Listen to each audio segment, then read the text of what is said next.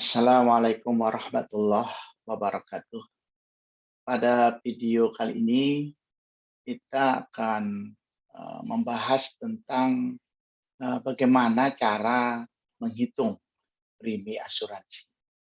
Nah, dalam kaitan ini, pada video ini saya tujukan terutama untuk bagaimana kita menghitung premi asuransi kesehatan. Nah, namun sebelumnya kita juga harus memahami apa yang dimaksud dengan premi. Jadi premi ini menurut pengertian umum adalah sesuatu yang diberikan sebagai hadiah atau derma atau sesuatu yang dibayarkan ekstra sebagai pendorong atau perancang atau sesuatu pembayaran tambahan di atas pembayaran normal. Nah, inilah yang disebut dengan premi. Jadi premi ini memang sangat banyak, hampir semua asuransi ini menggunakan premi. Nah, oleh karena itu, kita sebelum masuk ke eee, perhitungan, kita juga harus memahami dulu bahwa, eee, skop dari asuransi itu apa saja. Mungkin pada, materi yang lalu, sudah dijelaskan tentang berbagai jenis dari asuransi. Nah, namun di sini mungkin saya mengulang sebentar, skop asuransi itu. Yang pertama kalau berdasarkan sifat, ada yang disebut dengan asuransi wajib dan ada yang disebut dengan asuransi, sukarela. Asuransi wajib ini misalkan di bidang kesehatan adalah asuransi, JKN atau asuransi BPJS ya. Sedangkan asuransi sukarela itu adalah asuransi kesehatan yang dikelola oleh swasta. Mungkin sangat banyak swasta, yang mengelola, eee, asuransi ini. Sedangkan yang kedua adalah berdasarkan tujuan. Kalau berdasarkan tujuan, ada namanya asuransi jiwa, ada asuransi sosial, dan ada asuransi kerugian. Asuransi jiwa misalkan adalah nanti pertanggungan pada saat kematian, ya, asuransi sosial diantaranya misalkan adalah asuransi kesehatan, asuransi kerugian misalkan adalah asuransi kebakaran, dan lain-lain. Dan yang terakhir adalah berdasarkan kepemilikan, ada asuransi yang dikelola oleh pemerintah misalkan seperti JKN tadi, dan ada yang dikelola oleh swasta misalkan asuransi sukarela tadi ya. Nah, eee, yang berdasarkan sifat tadi, yang wajib dan sukarela itu artinya bahwa, masyarakat secara sukarela, boleh mengikuti atau boleh tidak sebagai peserta itu jika asuransinya adalah asuransi sukarela. Tetapi jika asuransi wajib, maka seluruh masyarakat wajib ikut, dalam kepesertaan tersebut. Nah, semua asuransi-asuransi ini tentunya, eee, melakukan perhitungan premi. Nah, oleh karena itu kita lanjut, ke apa sih sebenarnya fungsi daripada premi ini. Jadi premi ini adalah mengembalikan tertanggung pada posisi ekonomi seperti sebelum terjadi kerugian, dan yang kedua adalah mengembalikan tertanggung dari kebangkrutan hingga mampu berdiri pada posisi seperti keadaan sebelum terjadi kerugian. Jadi, dengan kata lain bahwa premi ini adalah sesuatu, deposit untuk menyiapkan nanti di kemudian hari tatkala terjadi hal-hal yang tidak diinginkan sesuai dengan jenis asuransi-asuransi, tersebut. Nah, untuk pembayaran premi, jadi untuk pembayaran premi ini bisa ada 2 cara, ada yang dibayar langsung dan ada yang dibayar dengan cicilan. Yang dibayar langsung itu, misalkan, asuransi kerugian ya, yang paling ekstrim saya contohkan, di mana dari pihak asuransi itu biasanya tidak akan menyerahkan polis asuransinya tatkala kita belum bayar premi. Nah, tetapi berbeda dengan asuransi cicilan, dalam perjanjian asuransi ini bisa menggunakan, perjanjian bahwa, eee eee, pembayaran dari premi itu akan dicicil. Nah, biasanya ini memang, asuransi kesehatan diantaranya menggunakan dengan cicilan, seperti ini. Nah, Kemudian ada faktor-faktor yang mempengaruhi daripada besarnya premi tersebut. Faktor-faktor itu ada faktor internal dan ada faktor eksternal. Secara umum bahwa penentuan itu yang internal itu adalah karena macam barang yang diasuransikan, kondisi pertanggungan, macam alat pengukur barang, kemudian cara pengangkutan barang, dan yang kelima adalah jangka waktu pertanggungan. Nah, ini jika kita kaitkan dengan asuransi kesehatan, di antaranya adalah eee eee, kondisi pertanggungan misalkan ya. Kondisi pertanggungan itu, tatkala nanti, peserta asuransi itu menderita penyakit ya, yang banyak dan kronis, itu biasanya, preminya mahal dibandingkan, pada kondisi peserta yang sehat. Demikian juga jangka waktu misalkan ya, jangka waktunya untuk 10 tahun apa untuk 20 tahun itu juga akan berbeda tentunya. Nah, kemudian juga, cara pengangkutan atau jenis barang, jadi jenis layanan yang diharapkan, apa saja sih jenis layanan yang nanti akan, kita peroleh, itu juga akan menentukan perbedaan dari, besarnya premi ini. Nah, kemudian yang kedua adalah faktor, eksternal. Jadi faktor eksternal itu adalah persaingan, kondisi ekonomi, dan peraturan perundang-undangan. Misalkan kita lihat adalah pada kondisi ekonomi. Nah, tatkala nanti, perhitungannya pada kondisi krisis ya, tentu berbeda pada kondisi yang, tidak krisis. Nah, ini nanti juga akan mempengaruhi daripada perhitungan premi secara keseluruhan. Demikian juga ada tidaknya pesaing. Ada tidaknya pesaing ini juga akan menentukan besar, eee kecilnya, sebuah premi yang harus dibayarkan oleh, peserta, eee, asuransi kesehatan.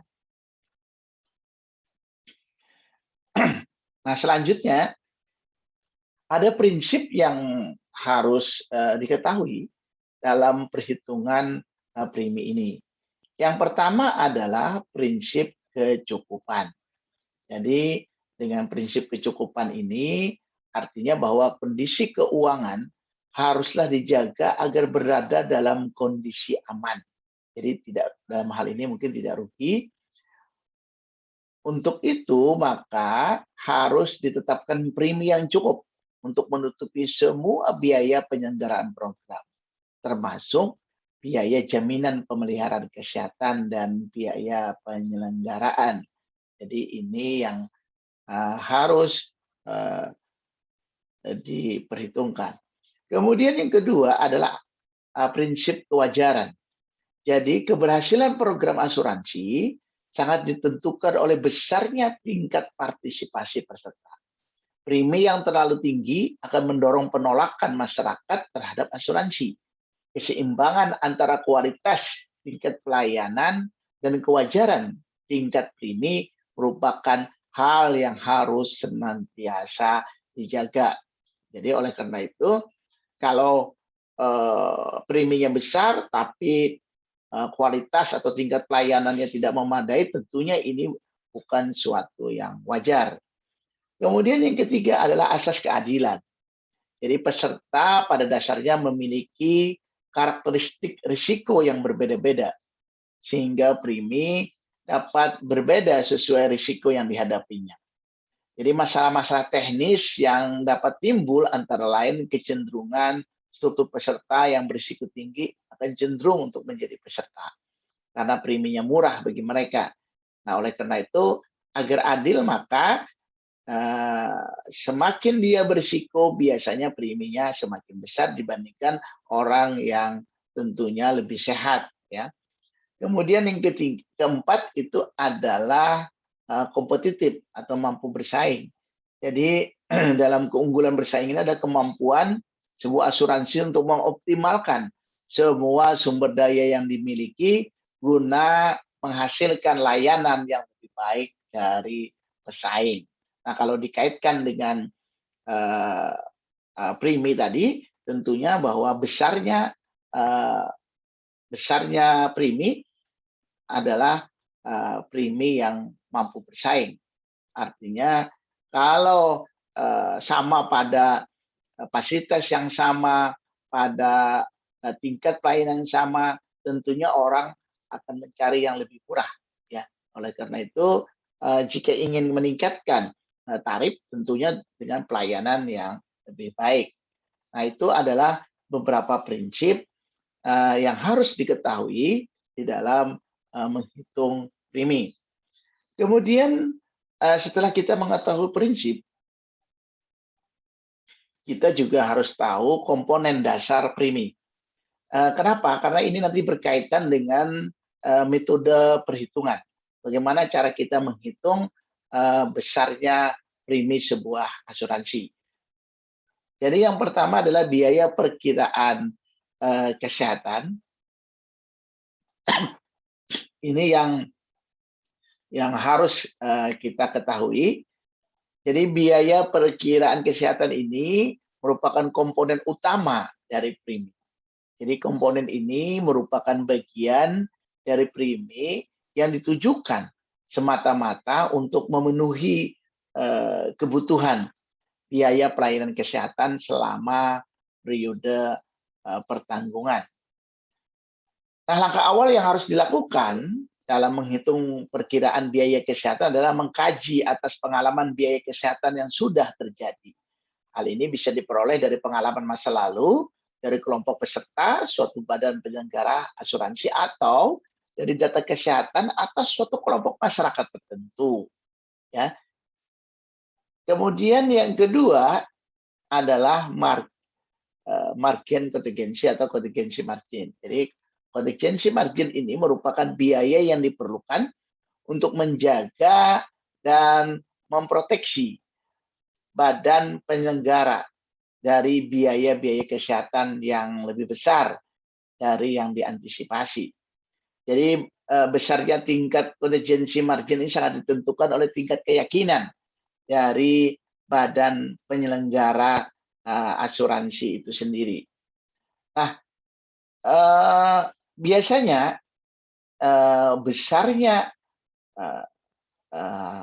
margin untuk ini adalah sekitar 1-2%. Jadi safety keamanan tadi itu meninggikan tingkat utilisasi 1-2% untuk margin keamanan. Nah, itu yang biasanya dilakukan. Nah, kemudian yang ketiga adalah biaya pengelolaan. Jadi untuk menyelenggarakan program jaminan pemeliharaan kesehatan, badan penyelenggara tentunya membutuhkan biaya. Nah, biaya pengelolaan program ini harus diperhitungkan dalam premi. Biaya pengelolaan terdiri dari biaya pengelolaan, ya, biaya pelayanan, dan biaya tidak langsung. Jadi umumnya rumusan biaya pengelolaan tadi dipengaruhi oleh skala ekonomi. Semakin banyak peserta, semakin murah tentunya, karena dia dibagi per peserta. Demikian seterusnya. Kemudian yang juga harus kita tahu adalah profit atau kontribusi surplus. Jadi suatu badan usaha atau badan sosial sekalipun pada dasarnya membutuhkan keuntungan badan dan menjalankan misinya. Jadi untuk suatu badan sosial, keuntungan badan tersebut diperlukan antara lain untuk mengembangkan berbagai fasilitas dan pelayanan yang lain. Nah, setelah kita memahami komponen-komponen ini, nah sekarang kita masuk ke metode, ya, metode daripada perhitungan premi. Jadi metodenya ini ada 3, ada metode tradisional, kemudian ada metode besar, loss ratio, dan ada yang terakhir adalah metode split retention. Nah, sebelum kita menjelaskan ini satu persatu, mungkin yang perlu dipahami dulu adalah tentang premi neto. Nanti kita juga mungkin mengenal nanti istilahnya premi neto. Jadi premi neto itu biasanya sekitar 70% dari premi bruto. Di mana premi neto itu adalah biaya pelayanan kesehatan ditambah dengan safety margin. Jadi biaya pelayanan kesehatan tadi adalah hasil kali dari tingkat utilisasi dan unit cost pelayanan kesehatan. Nah, Bagaimana kita nanti mengukur? Nanti dalam contoh akan saya jelaskan bagaimana kita mengukur tingkat utilisasi.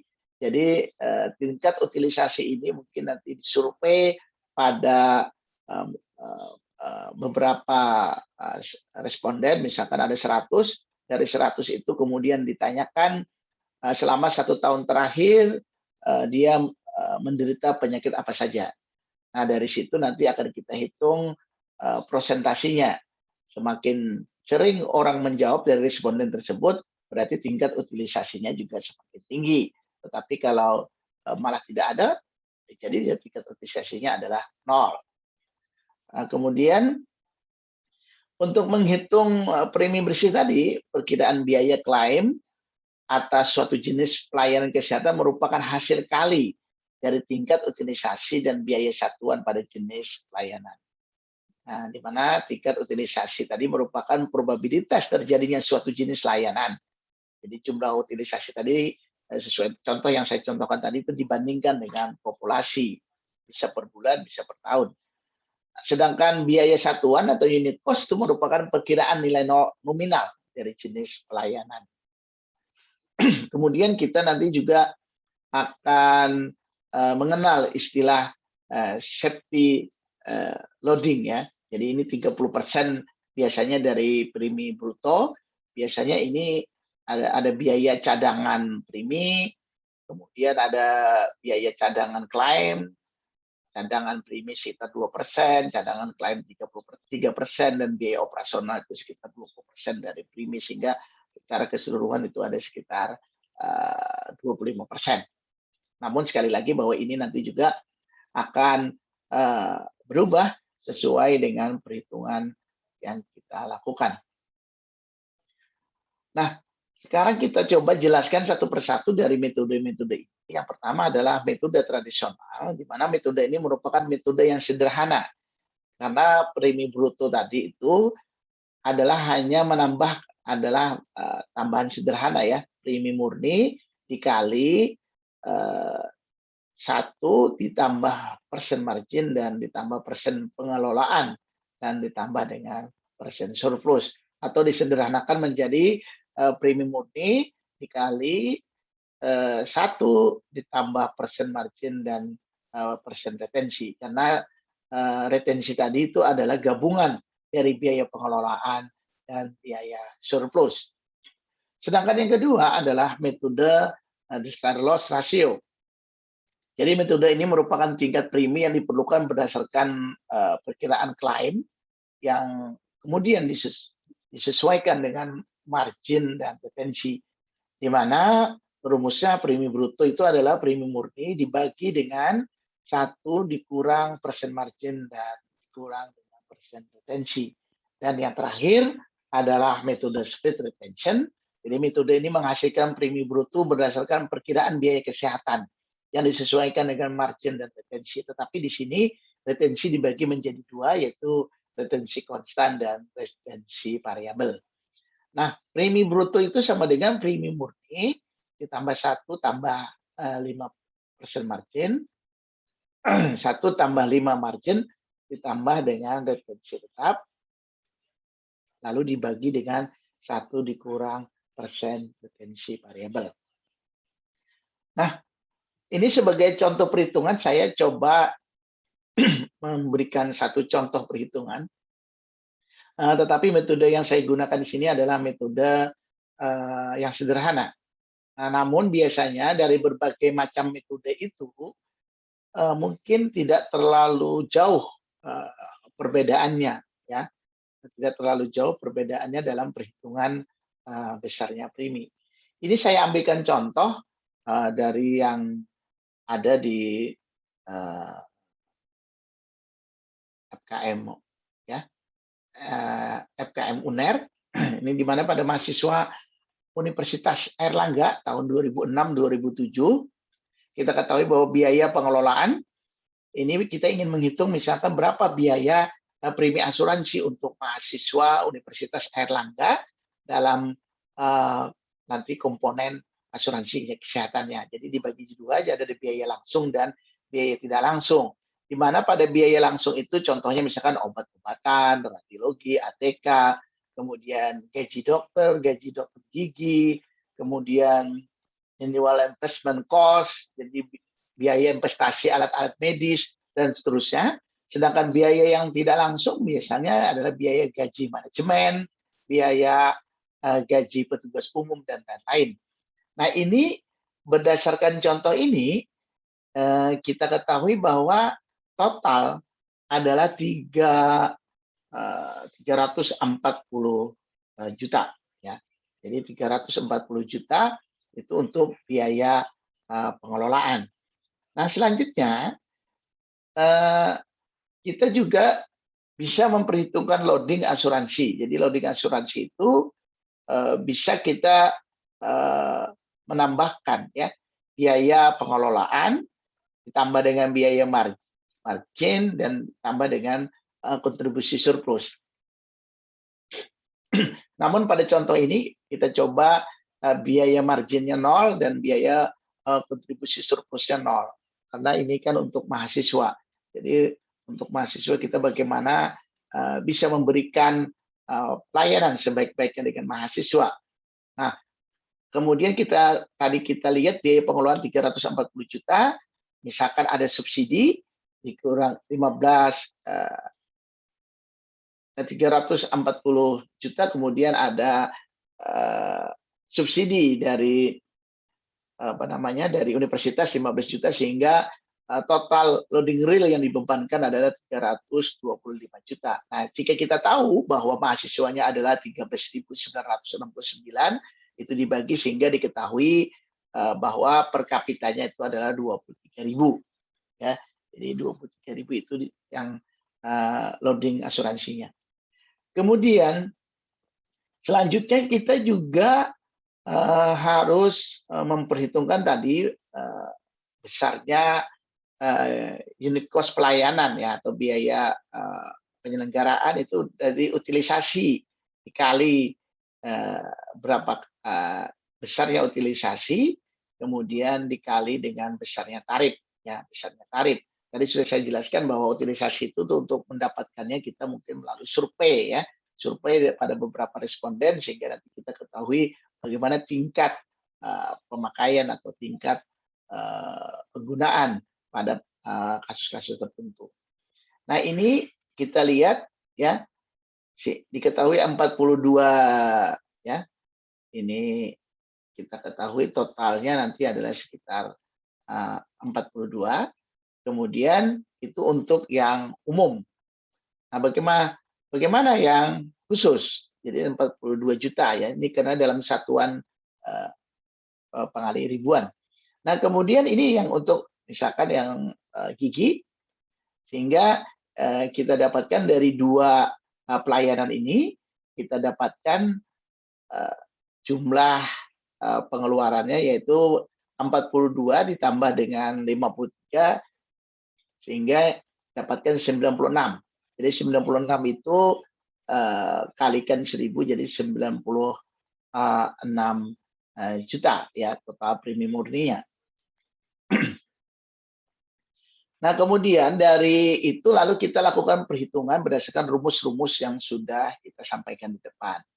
Nah, jadi misalkan seperti ini tadi, kita dapatkan bahwa premi murninya itu adalah 96, kemudian loadingnya adalah 23, sehingga kita bisa menghitung berapa besarnya. Nah, jadi kalau kita hitung ini ya, kalau kita hitung dengan kita sudah menyederhanakan perhitungan tadi, maka premi brutonya itu adalah 96 dikali dengan 1 ditambah 24%, sehingga didapatkan 119 ya. Ini 119 per tahun. Sehingga kalau kita hitungkan per bulannya itu ada sekitar 9.900 atau sekitar 10 ribuan per bulan. Jadi ini yang nanti dibebankan kepada mahasiswa. Nah, jadi ini adalah sebagai contoh bagaimana kita menghitung asuransi, premi asuransi. Nah, demikian yang dapat saya sampaikan. Terima kasih. Assalamualaikum warahmatullahi wabarakatuh.